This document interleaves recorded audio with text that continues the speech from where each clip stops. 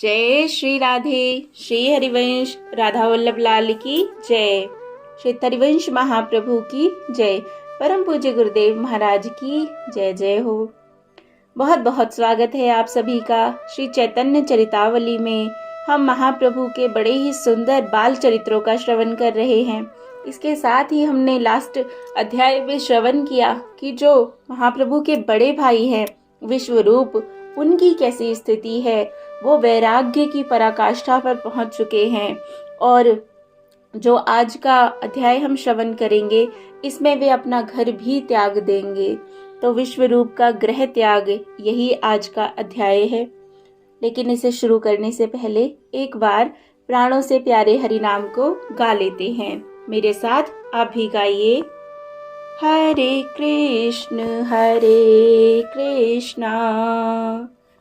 कृष्ण कृष्ण हरे हरे, हरे राम राम राम हरे हरे। जय श्री राधे। श्री हरिवंश। तो चलिए शुरू करते हैं। विश्वरूप का गृह त्याग। धन्यः खलु महात्मनो मुनया सत्य सम्मतः, जितात्मानो महाभागा एषाम न सतः प्रिया प्रिये।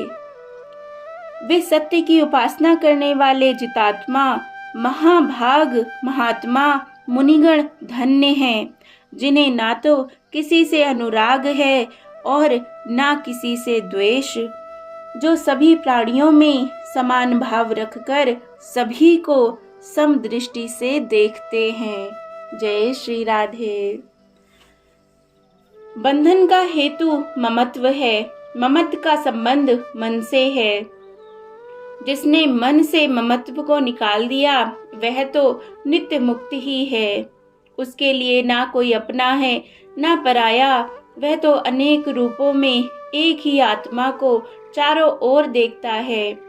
फिर वह संकुचित सीमा में अपने को आबद्ध नहीं रख सकता। विश्वरूप ने निश्चय कर लिया कि मुझे इस ग्रह को त्याग देना चाहिए, जहाँ पर माता पिता ही मुझे अपना समझते हैं, जहाँ नित्य प्रति भांति भांति के संसारी प्रलोभनों के आने की संभावना है। ऐसी जगह अब अधिक दिन ठहरना ठीक नहीं। ऐसा निश्चय कर लेने पर एक दिन इन्होंने अपनी माता को एक पुस्तक देते हुए कहा, माँ, यह पुस्तक निमाई के लिए है। जब वह बड़ा हो तो इस पुस्तक को उसे दे देना, भूल मत जाना। माता ने सरलता के साथ उत्तर दिया, तब तक तू कहीं चला थोड़े जाएगा। मैं भूल जाऊं तो तू उसे दे देना। तू तो ना भूलेगा ना। तू ही इसे अपने हाथ से उसे दे देना और पढ़ाना। तू भी तो अब पंडित बन गया है। निमाई तुझसे ही पढ़ा करेगा।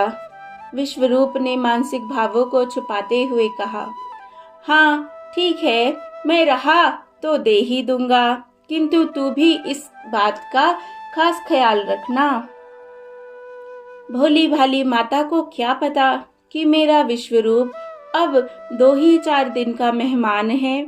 2-4 दिनों के बाद फिर इसकी मनमोहिनी सूरत हम लोगों को कभी भी देखने को ना मिल सकेगी। माता अपने काम धंधे में लग गईं। जाड़े का समय है। खूब कड़ाके का जाड़ा पड़ रहा है। सभी प्राणी जाड़े के मारे गुड़मुड़ी हुए रात्रि में सो रहे हैं। चारों ओर नीरवता का साम्राज्य है। कहीं भी कोलाहल सुनाई नहीं पड़ता। सर्वत्र स्तब्धता छाई हुई है। ऐसे समय विश्वरूप को निद्रा कहाँ। वे तो भविष्य जीवन को महान बनाने की ऊहापोह में लगे हुए हैं। घर में एक बार दृष्टि डाली, एक और माता सो रही हैं। उसके पास ही चुपचाप निमाई आंखें बंद किए हुए शयन कर रहे हैं। मिश्र जी दूसरी ओर रजाई ओढ़े खाट पर सो रहे हैं। विश्वरूप ने एक बार खूब ध्यान से पिता की ओर देखा। सिर के बाल पके हुए थे, मुंह पर झुर्रियां पड़ी हुई थी। हमेशा गृहस्थी की चिंता करते रहने से उनका स्वभाव ही चिंता में बन गया था। सोते समय भी मानो वे किसी गहरी चिंता में डूबे हुए हैं। निर्धन वृद्ध के चेहरे की ओर देखकर एक बार तो विश्वरूप अपने निश्चय से विचलित हुए। उनके मन में भाव आया, पिता वृद्ध हैं, आजीविका का कोई निश्चित प्रबंध नहीं, निमाई अभी निरा बालक ही है, घर का काम कैसे चलेगा। किंतु थोड़ी ही देर बाद वे सोचने लगे, अरे मैं ये क्या सोच रहा हूँ, जिसने इस चराचर विश्व की रचना की है, जो सभी के भरण पोषण का पहले से ही प्रबंध कर देता है, उसको कर्ता ना मानकर मैं अपने में कर्तापने का आरोप क्यों कर रहा हूँ। वृत्ति तो सबकी वही चलाता है, मनुष्य तो निमित्त मात्र है, विशंभर ही सबका पालन करते हैं। मुझे अपने संकल्प से विचलित नहीं होना चाहिए। यह सोचकर उन्होंने सोती हुई माता को मन ही मन प्रणाम किया। छोटे भाई को एक बार प्रेम पूर्वक देखा और धीरे से घर से निकल पड़े। संकेत के अनुसार लोकनाथ उन्हें गंगा तट पर तैयार बैठे मिले। दोनों एक दूसरे को देखकर अत्यंत ही प्रसन्न हुए। अब उन्हें यह चिंता हुई कि रात्रि में गंगा पार किस प्रकार किया जा सकता है। अब बहुत ही शीघ्र प्रातःकाल होने वाला है। इधर उधर कहीं जाएंगे तो पहचाने जाने पर पकड़े जाएंगे, इसीलिए गंगा पार जाए बिना क्षेम नहीं है। उस समय नाव का मिलना कठिन था। दोनों ही युवक निर्भीक थे। जीवन का मोह तो उन्हें था ही नहीं। मनुष्य इस जीवन रक्षा के लिए साहस के काम करने में डरता रहता है। जिसने जीवन की ही उपेक्षा कर दी, जिसने अपने शीश को उतार कर हथेली पर रख लिया, वह संसार में जो भी चाहे कर सकता है। उसके लिए कोई काम कठिन नहीं है, असंभव तो उसके शब्दकोश में रहता ही नहीं। ये दोनों युवक भी भगवान का नाम लेकर पतित पावनी कलिमल हारिणी भगवती भागीरथी की गोद में बिना शंका के कूद पड़े। मानो आज वे जलती हुई भव दावाग्नि से निकलकर जगत जननी मां जाह्नवी की सुशीतल क्रोड़ में शाश्वत शांति के निमित्त सदा के लिए प्रवेश करते हों। गंगा जी के किनारे रहने वाले छोटे छोटे बच्चे भी खूब तैरना जानते हैं। फिर ये तो युवक थे और तैरने में प्रवीण थे। सामान इन लोगों के पास कुछ था ही नहीं, इसीलिए ये निर्विघ्न गंगा पार हो गए। जाड़े का समय था, शरीर के सभी वस्त्र भीग गए थे, किंतु इन्हें इस बात का ध्यान ही नहीं था। शीतोष्ण आदि द्वंद्व तो तभी तक बाधा पहुंचा सकते हैं जब तक शरीर में ममत्व होता है। शरीर से ममत्व कम हो जाने पर मनुष्य द्वंद्वों की वेदना से ऊंचा उड़ जाता है, तभी वह निर्द्वंद हो सकता है। विश्वरूप भी निर्द्वंद हो चुके थे। वे गीले वस्त्रों में ही आगे बढ़ते चले गए। इसके पश्चात विश्वरूप का कोई निश्चित वृतांत नहीं मिलता। पीछे से यही पता चला कि इन्होंने किसी अरण्य नामक सन्यासी से सन्यास ग्रहण कर लिया और इनके सन्यास का नाम हुआ शंकरारण्य। इनके सन्यासी हो जाने पर लोकनाथ ने इनसे सन्यास लिया। 2 वर्षों तक ये भारत के अनेक तीर्थों में भ्रमण करते रहे। अंत में महाराष्ट्र के परम प्रसिद्ध तीर्थ पंढरपुर में इन्होंने श्री विठलनाथ जी के क्षेत्र में अपना यह 5 भौतिक शरीर त्याग कर दिया। देह त्याग के पूर्व इन्होंने अपना स्वकीय तेज श्रीमन माधवेंद्रपुरी के आश्रम में उनके परम प्रिय शिष्य श्री ईश्वरपुरी को प्रदान कर दिया था। उन्हीं से वह तेज नित्यानंद के पास आया, इसीलिए नित्यानंद को बलराम या शेषनाग का अवतार मानते हैं। इस प्रसंग को पाठक आगे समझेंगे। और इधर प्रातःकाल हुआ। मिश्र जी ने देखा विश्वरूप शैया पर नहीं है। इतने सवेरे पिता से पहले वे उठकर कहीं नहीं जाते थे। पिता को एकदम शंका हो गई। उन्होंने शैया के पास जाकर देखा। पहले तो सोचा गंगा स्नान के लिए चला गया होगा, किंतु जलपात्र और धोती तो ज्यों की त्यों रखी है। थोड़ी देर तक वे चुप रहे, फिर उनसे नहीं रहा गया। उन्होंने यह बात शची से कही। शची देवी भी सोच में पड़ गई। निमाई भी उठ बैठा। शची देवी ने कहा, बेल पोखरा। शची देवी के पिता नीलांबर चक्रवर्ती का घर बेल पोखरा मोहल्ले में ही था। विश्वरूप लोकनाथ से शास्त्र विचार करने बहुधा वहीं चले जाया करते थे। लोकनाथ के पास चला गया होगा। मिश्र जी जल्दी से चक्रवर्ती महाशय के घर गए। वहां जाकर देखा कि लोकनाथ भी नहीं है। सभी समझ गए। दोनों परिवार के लोग शोक सागर में मग्न हो गए। शची देवी दौड़ी दौड़ी अद्वैताचार्य के यहाँ गई। वहां भी विश्वरूप का कुछ पता नहीं था। क्षण भर में यह बात सर्वत्र फैल गई कि विश्वरूप घर छोड़कर चले गए। चारों ओर से मिश्र जी के स्नेही उनके घर आने लगे। लोगों की भीड़ लग गई। अद्वैताचार्य भी अपने शिष्यों के साथ वहां गए। सभी भांति भांति की कल्पनाएं करने लगे। कुछ भक्त कहने लगे, अब घोर कलयुग आ गया। साधु ब्राह्मणों का मान नहीं, वैष्णवों को सर्वत्र अपमानित होना पड़ता है। धर्म कर्म सभी लोप हो गए हैं। अब यह संसार भले आदमियों के रहने योग्य नहीं रहा। हमें भी सर्वस्व छोड़कर विश्व के ही मार्ग का अनुसरण करना चाहिए। कुछ कहते, भाई विश्वरूप को हम इतना निष्ठुर नहीं समझते थे। उसने अपने छोटे भाई का भी तनिक मोह नहीं किया। मिश्र जी की आंखों से अश्रुओं की धारा बह रही थी। वे मुख से कुछ भी नहीं कहते थे। नीची दृष्टि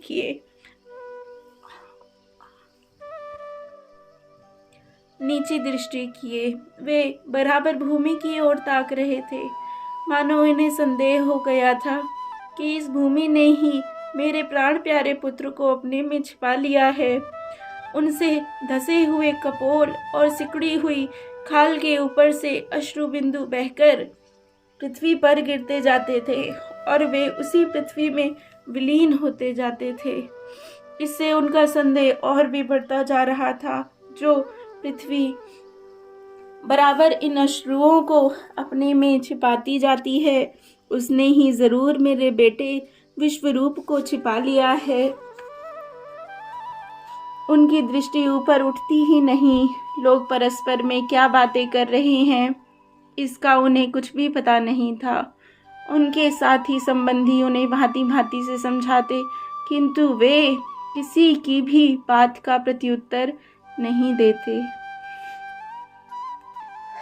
इधर शची देवी के करुण रुदन को सुनकर पत्थर भी पसीजने लगे। माता जोर जोर से दहाड़ मारकर रुदन कर रही थीं। विश्वरूप के गुणों का बखान करते करते माता जिस प्रकार गौ अपने बच्चे के लिए आतुरता से रंभाती है, उसी प्रकार शची देवी उच्च स्वर से विलाप कर रही थी। वे बार बार कहती, बेटा तू इस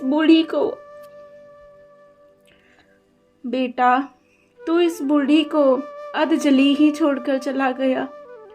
यदि मेरा और अपने बूढ़े बाप का कुछ ख्याल ना किया तो ना सही, इस अपने छोटे भाई की ओर भी तूने नहीं देखा। यह तो तेरे बिना क्षण भर भी नहीं रह सकेगा। विश्वरूप, मैं नहीं जानती थी कि तू इतना निर्दयी भी कभी बन सकेगा। माता के विलाप को सुनकर निमाई भी जोर जोर से रोने लगे और रोते रोते वे एकदम बेहोश हो गए। भाई के वियोग का स्मरण करके तथा माता पिता के दुख को देखकर निमाई मूर्छित हो गए। उनका संपूर्ण शरीर संज्ञा शून्य हो गया। आसपास की स्त्रियों ने जल्दी से निमाई को उठाया, उनके मुख में जल डाला और उन्हें सचेत करने के लिए भांति भांति की चेष्टाएं करने लगी।